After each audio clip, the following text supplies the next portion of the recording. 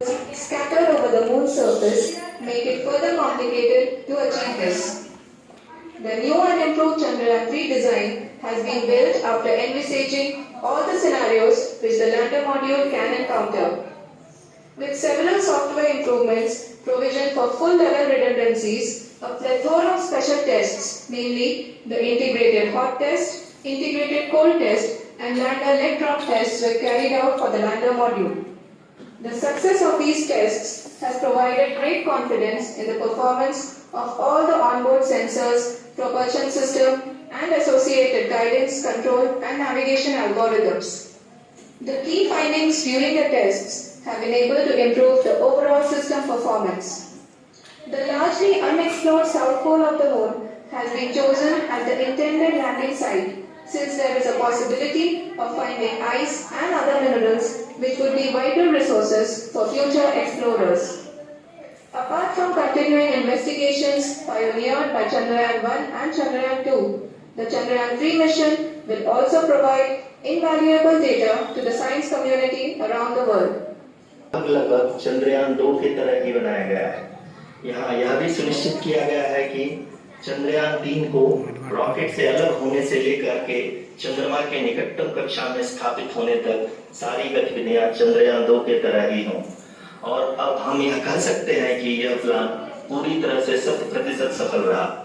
हालांकि lander module के sensors और प्रोपल्शन सिस्टम को इस तरह से मजबूत किया गया है कि लैंडर पावर डिसेंट के समय किसी भी आपदा से बाहर आकर के मिशन के मुख्य उद्देश्य को पूरा कर सके। इस क्रम में लैंडर के मुख्य सेंसर्स कारा, लासा, LHDC, LDV और LHDAC का कार्यात्मक परीक्षण भी किया जा चुका है। LDV जो कि पूर्णतः स्वदेशी तकनीकी से बनाया गया एक नया सेंसर है, इसका मुख्य कार्य लैंडर के वेलोसिटी को तीनों अक्षों में कंप्यूट करना है। पावर डिसेंट के दौरान लैंडर के सटीक पोजीशन और वेलोसिटी का ज्ञान होना बहुत ही आवश्यक है। LiDAR यानी laser inertial referencing and accelerometer package इस कार्य को पावर डिसेंट के दौरान बखूबी निभाएगा।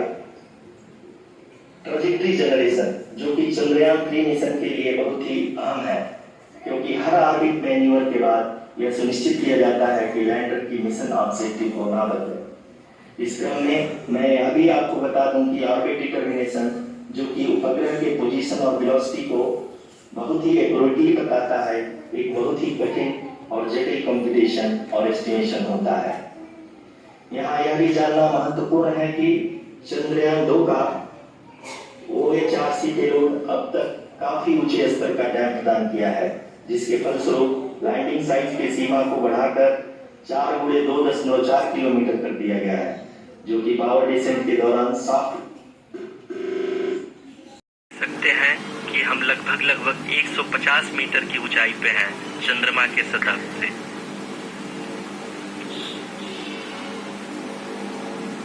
We are approaching the vertical descent phase 2, which will have the lander module hovering at nearly 150 meters above the lunar surface.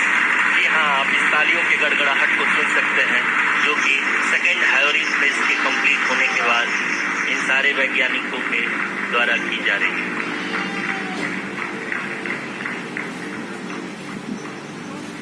जी हाँ, आप अगर फिर से ध्यान से देखें तो एल्टीट्यूड पुनः कम होता जा रहा है। अभी हम लोग लगभग 135 मीटर की ऊंचाई पे हैं। The sensors that are updating at this point are providing confirmation of the safety of the landing site. As expected, the retargeting is going on and this is a very good signature for the lander. अभी आप ये देख सकते हैं कि lander की ऊंचाई लगभग 65 मीटर के आसपास बची हुई है।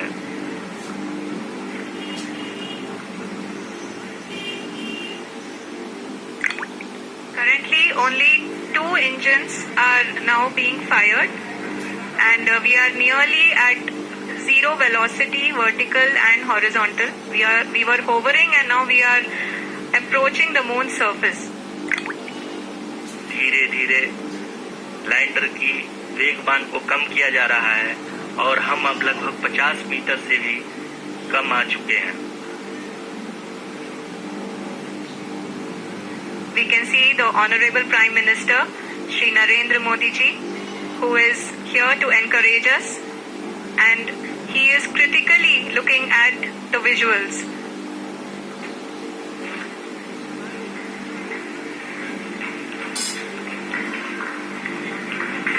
जी हाँ, आप अपनी स्क्रीन पे देख सकते हैं कि हम lander module People are applauding. Let us all wait to hear from the Secretary Department of Space and Chairman ISRO, Shri S. Somnath. Lander module पूरी तरह से सेफली और सॉफ्टली चंद्रमा की सतह पे लैंड हो चुका है। ये हम लोगों के लिए बहुत ही गर्व की बात है। हिंदी में एक कहावत है कि चंदा मामा दूर के, लेकिन अब हम ये कह सकते हैं कि चंदा मामा अपने घर के।